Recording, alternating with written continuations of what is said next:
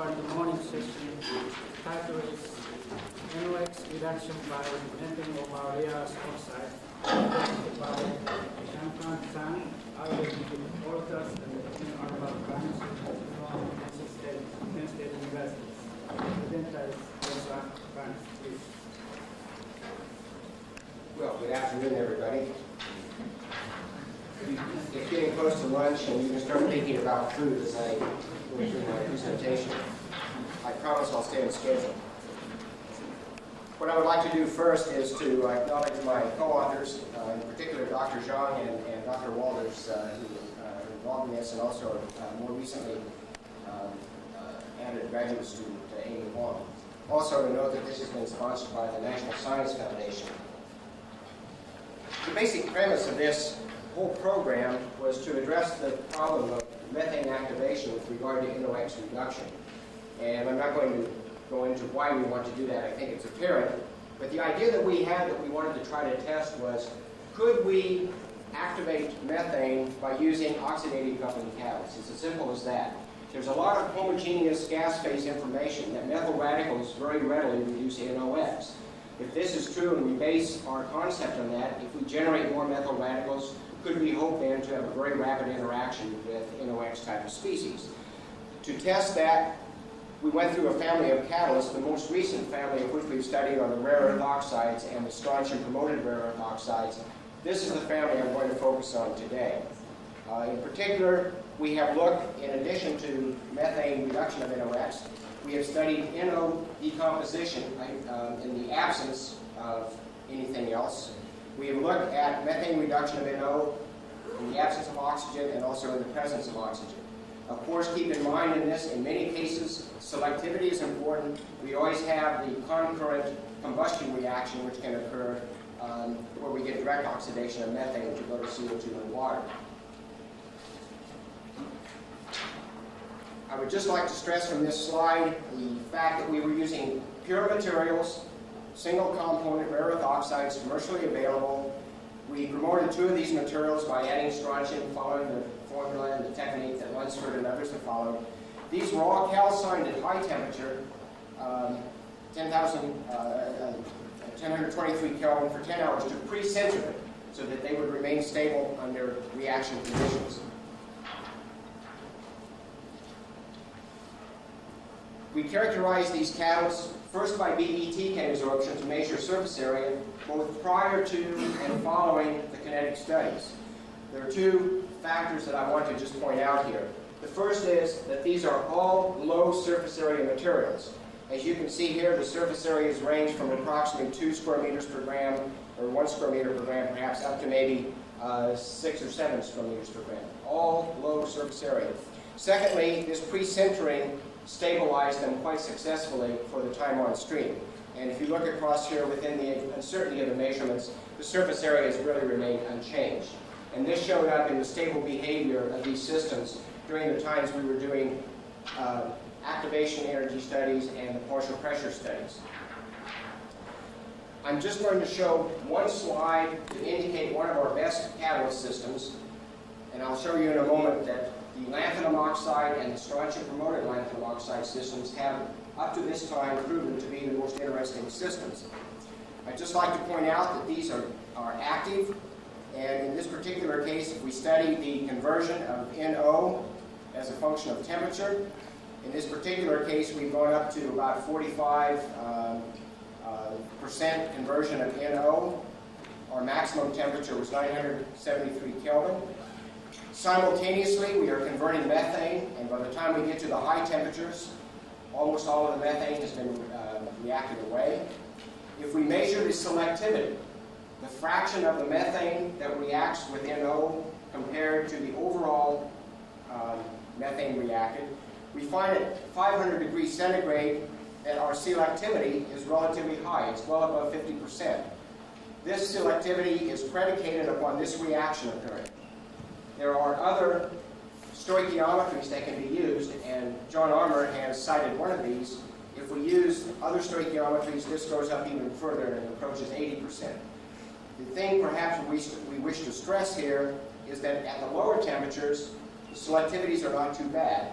They drop at higher temperatures and then tend to line out, so that at higher temperatures the selectivities are running somewhere between 30 and 35%. The other important thing to note that in contrast to the zeolitic systems, we find that we see no bend over as we go to the high temperatures. We can go from 500 to 700 degrees centigrade. There is no turn down in the activity up to this temperature that we examined here. We characterized these systems. In addition to BET, we were doing chemisorption of NO at 300 degrees Kelvin to try to measure the number of adsorption sites that existed on these different rare earth oxides. If I look at these systems, what we find is, if we compare them, that the surface coverages are relatively high. If we look at the number of molecules absorbed per square meter, we find that depending on how we want to count sites, if we just assume that the NO molecule absorbs and it does not dissociate, we're getting approximately 10 to 20% of the surface covered by NO. Because you see here for many of these systems, particularly the more active ones, we have coverages here on the order of 3 times 10 to the 18th molecules per square meter. This gives us some idea of the number of absorption sites. It also gives us one way of making estimates based on turnover frequencies. And you'll see in a moment that we use chemisorbed NO as one probe of the types of sites that exist on the surface to allow us to estimate turnover frequencies. I'm going to compare activities for 3 reactions: NO decomposition, NO reduction by methane in the absence of oxygen, and then in the presence of oxygen. If we look at this family of rare earth oxides, we find that we can compare them in 2 ways. I'm going to compare them both in terms of specific activity, molecules per square meter per second, and based on room temperature NO chemisorption, I'm going to calculate a turnover frequency. And so we'll be making 2 comparisons in this case. If we look at NO decomposition, we find that the 2 best catalysts, particularly neodymium oxide is the best catalyst, followed by samarium oxide. And we see at 500 degrees centigrade that we're getting turnover frequencies here on the order of 4 to 5 times 10 to the minus 4 reciprocal seconds for the best catalyst. For just NO decomposition, neither lanthanum oxide nor the strontium promoted sample is as good as these 2 samples. We now take this system under the same reaction conditions, and we now introduce methane as a reductant. What we find in this case is that the reduction of NO to N2 and O2, and I should point out in all cases I measure activity directly by the amount of N2 formed. So my rates are all specified as in terms of nitrogen formed.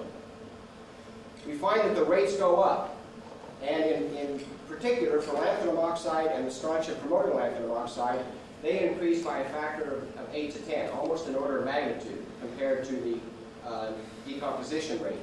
Now we can see, particularly if we look at the activity per square meter, that the strontium promoting lanthanum oxide is the most active catalyst being reduced by methane with no oxygen around. We are not adding oxygen. Some of the other catalysts have higher activity than lanthanum oxide.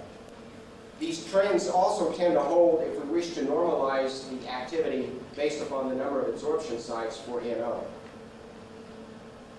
We have this comparison.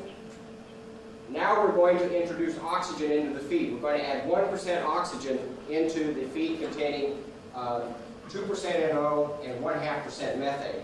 And then we will look at the activity.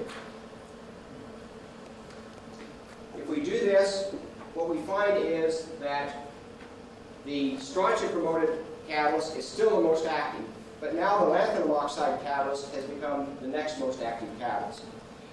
Again, it's interesting that if we compare the activities, these are again our 2 most active catalysts in the presence of oxygen. We find cerium oxide is a very poor catalyst, as is lithium mag oxide in this comparison. If we look at the turnover frequencies among the best catalysts, we find that they are relatively similar if we compare the turnover frequencies here for some of the best catalysts with the cobalt ZSM5 catalyst that can be prepared.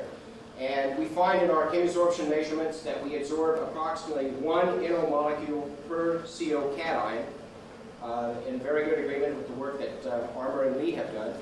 So if we, again, utilize that as our turnover frequency basis, we find great similarity among these catalysts on this sort of basis, as determined by the right-hand scale.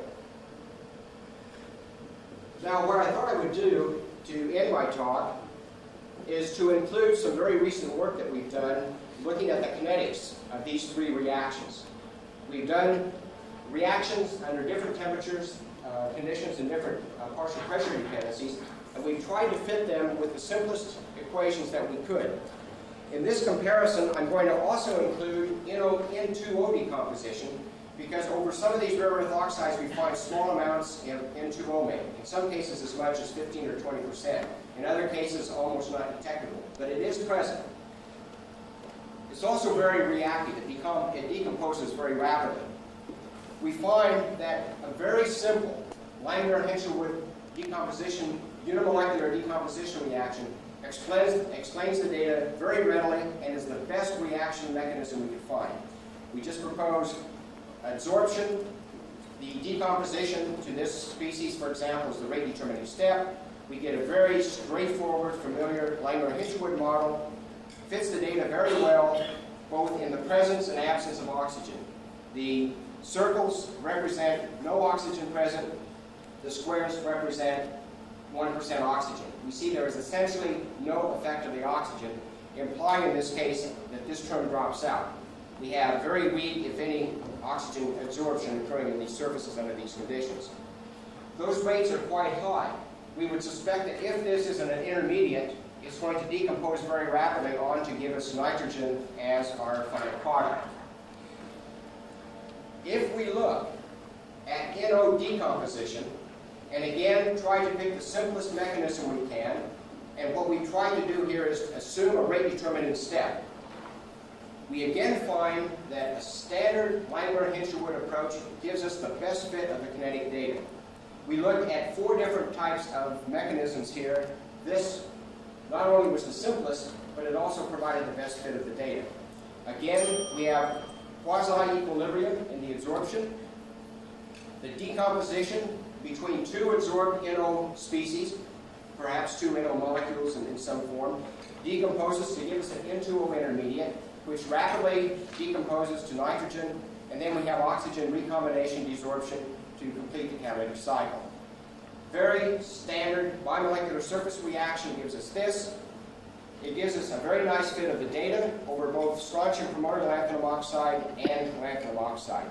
In the presence and the absence of oxygen, we can fit our data quite readily with this simple approach.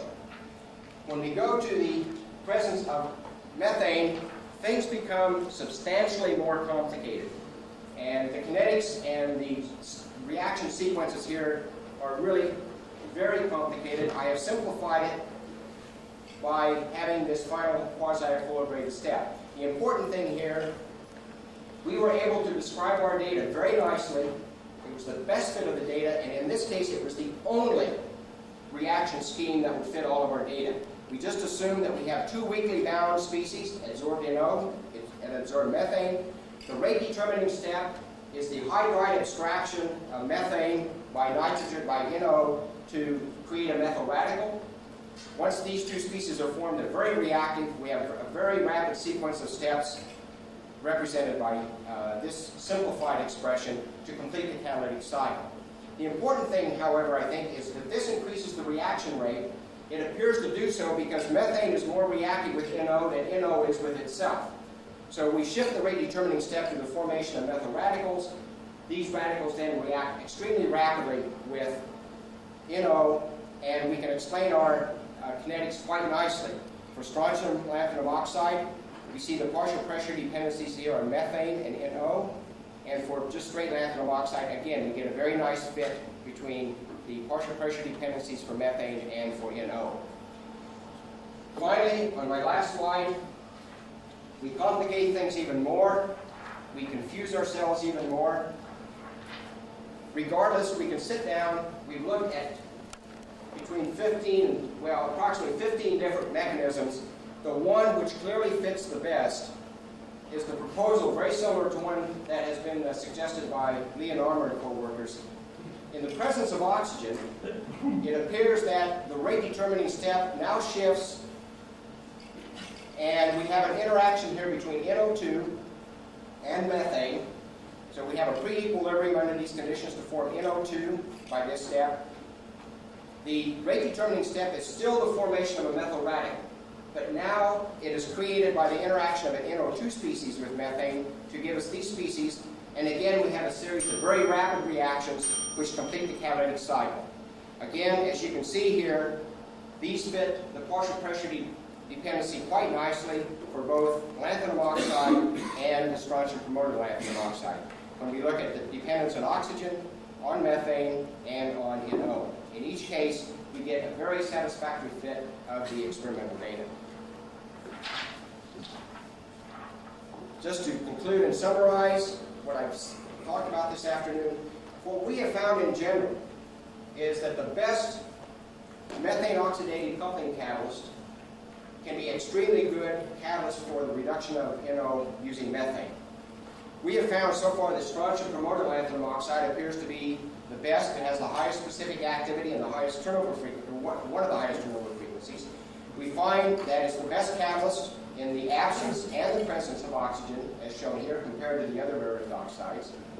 And we find on a turnover frequency basis, it's difficult to compare our catalyst with zeolites because of the differences in surface area and how you measure them and so forth. But on a turnover frequency basis, they appear to be very comparable to some of for instance, the cobalt CSN5 catalyst. And finally, the last few slides seem to indicate that among the different chemistries that can occur, it looks like that the rate of reaction between two NO species on the surface is slower than the rate that occurs when we put methane into the system. And this reaction is slower than the rate that we have, which I touched with my hand, but the rate that we have then when we add oxygen, the oxygen's role is to form an NO2 species, which is very reactive with methane, and it shifts the rate determining step to this reaction, but it's faster. So we get an overall rate enhancement upon the introduction of oxygen. Thank you very much. Thank you very much. Okay, let's open the discussion. Please. Song Kai's Korea. I have two questions. One is you detected the NO2 species because the final mechanism, the rate determining step is the reaction between NO2 and the CH4. So you must detect the NO2 species by IR to prove that there is RDS. You say have we? Yeah. Not yet. We are currently conducting in situ infrared studies, but we have not proven that with our results yet. There is additional evidence though with zeolitic systems that these types of species can occur. Second question is your concentration of the methane or NO is about 1 to 2%. Is that right? 15 or? It's approximately 1/2. We've gone up to 3%, but it's in that range. If you decrease the concentration to the ppm range, 0.1%, as in the real condition, what will happen? Doesn't change it. All I can say is that we have not measured the partial pressure dependencies at the low concentrations, but the activation energy is exactly the same at 800 ppm as it is at 1%. So at least the activation energy has not changed any, which perhaps would imply that the kinetics have not changed tremendously. But of course, one can predict from this what would happen as you go to lower concentrations, and you would expect to see some variations in the partial pressure dependencies. We have not measured it yet.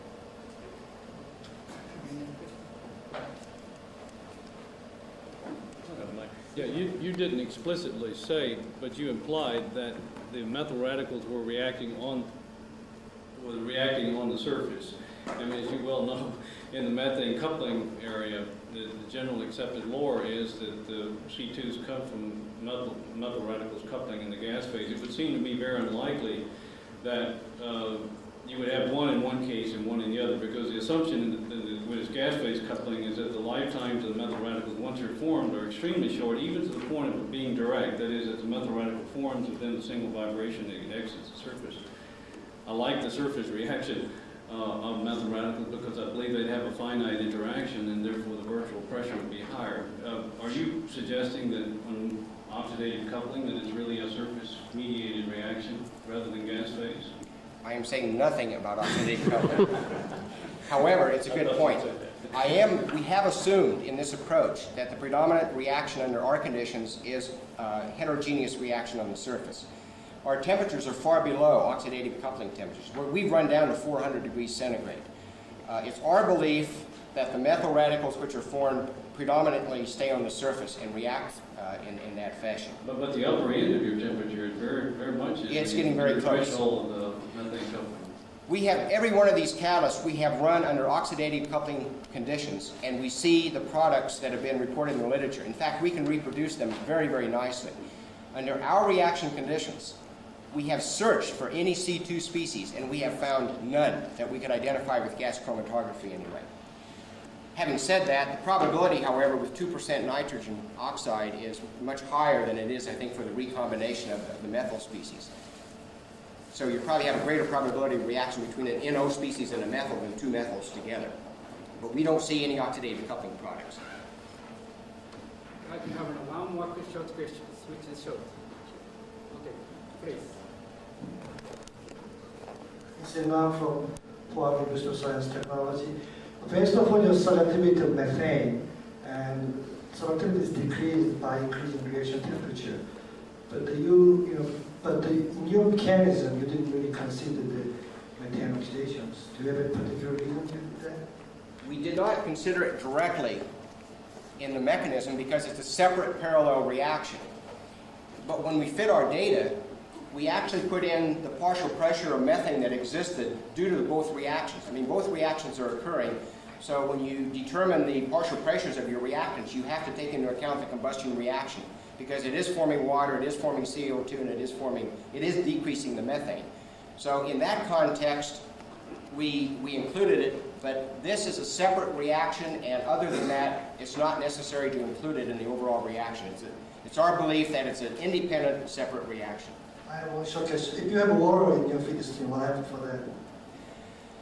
The only water we've had is some of the water that comes in as an impurity with our helium feed. As you know, sometimes students run the gas down to very low levels to save money. And as you go down to lower pressures, you do start building in parts per million of water. We don't see any significant effect of that. In fact, you saw in our model that we could fit our data very nicely without including the partial pressure of water, at least at low concentrations. I would predict at higher concentrations there would be an effect. You'd have more competition for these sites, and it should come into play. We are studying that right now. Okay, thank you very much. Nice talk.